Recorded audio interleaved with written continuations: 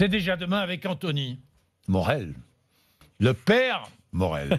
Non, mais à chaque période de Noël, nous vous appelons le Père Noël. Parce que vous arrivez avec des cadeaux. Dans ma hotte. Dans votre hôte.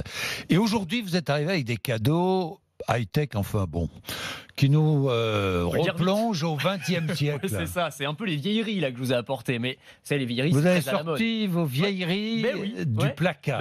Offrez des vieilleries, voilà, cette année, c'est mon conseil. Offrez notamment, alors ce que je vous ai apporté là, un Walkman. Qui se souvient encore du Walkman, hein? Bah oui, oui. Qui n'a pas eu de Walkman? Qui n'a pas eu de Walkman? Je pense que les moins de 30 ans qui nous écoutent, ils ne savent même pas ce que c'est qu'un Walkman, ou ils en ont peut-être entendu parler. Vous connaissez le Walkman? Bien sûr, donc Walkman, c'était un boîtier, un baladeur cassette, comme on disait, un boîtier qui permettait d'écouter de la musique. C'était l'ancêtre des lecteurs MP3. On écoutait de la musique sur des cassettes. Et donc le Walkman qui fête ses 40 ans cette année, il ressort, il revient, parce qu'il vient juste de sortir, celui que je vous ai apporté. Alors ça ressemble à un Walkman de l'époque. On voit même à l'intérieur du boîtier la petite cassette qui tourne, sauf qu'en fait, c'est pour de faux. En fait, c'est un écran. Oui. Oui, évidemment. Ça vaut pas le coup. À quoi ça sert d'avoir un faux Walkman? Parce que vous avez le look. Alors je suis d'accord. Je vais vous dire, moi, mon conseil, ce serait d'acheter effectivement, de chiner sur le bon coin un vrai Walkman à 10 ou 20 euros. Parce que celui-ci coûte 450 euros. Combien? 450 euros. Un faux Walkman à 450 euros. Chez Sony, ils sont forts. Attendez, Jean-Jacques. Ils n'en vendront pas. C'est un faux Walkman, mais c'est un vrai lecteur MP3. C'est-à-dire qu'on peut écouter sa musique sur sur Spotify, sur Deezer. Donc on a le confort d'un lecteur moderne, mais avec le look du Walkman ancien. Mais je suis d'accord. Ça s'appelle Walkman.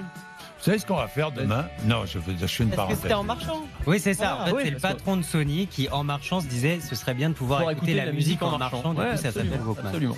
Bon, vous savez ce qu'on va faire demain? Chacun va venir avec sa musique. Une musique qu'il aime bien. Ah, c'est pas mal.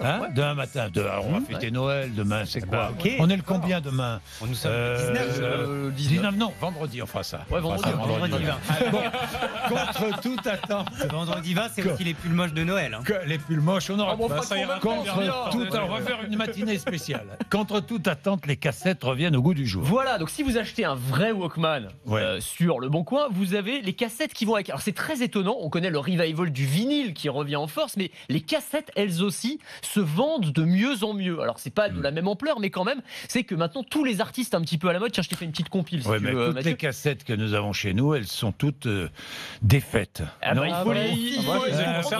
faut prendre son stylo bic et non mais vous savez que Justin Bieber, Ariana Grande, les Daft Punk, ils sortent tous des cassettes maintenant. C'est très étonnant. Et en fait, il y a une demande qui est de plus en plus forte depuis la sortie d'un film qui s'appelle Les Gardiens de la Galaxie. C'est un film Marvel où le personnage principal a un Walkman justement. Il a une cassette, une compile. Stranger Things. Et alors la série Stranger Things, effectivement, qui joue sur les codes des années 80, le retour du vintage des années 80. Et je vous ai apporté le vinyle de Stranger Things. Voilà, si ça vous intéresse. Voilà. Jean-Jacques déjà visiblement. Vous avez toute la collection, Jean-Jacques, je sais bien.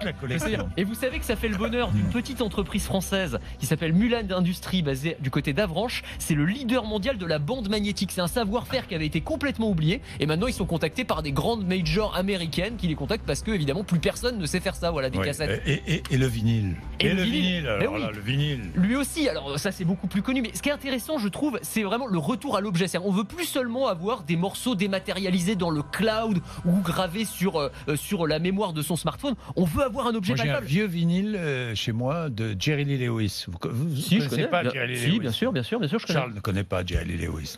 Je pense que si j'écoute, je reconnais. D'accord. Bon, vous n'avez pas un vinyle, Jean-Jacques? Non, il vous en reste qu'un seul? Non, j'en ai plusieurs. Celui-là, je l'aimais bien. Vous savez, ce qui est très intéressant, c'est que ceux qui achètent des vinyles aujourd'hui sont beaucoup les jeunes générations qui n'ont pas connu les vinyles à l'époque. Ils n'ont même pas connu cette époque, mais ils reviennent parce que, encore une fois, on a envie d'avoir l'objet. Et pour la première fois cette année, les ventes de vinyles aux États-Unis vont dépasser les ventes de CD. Les courbes vont s'inverser, ce qui est assez étonnant quand même.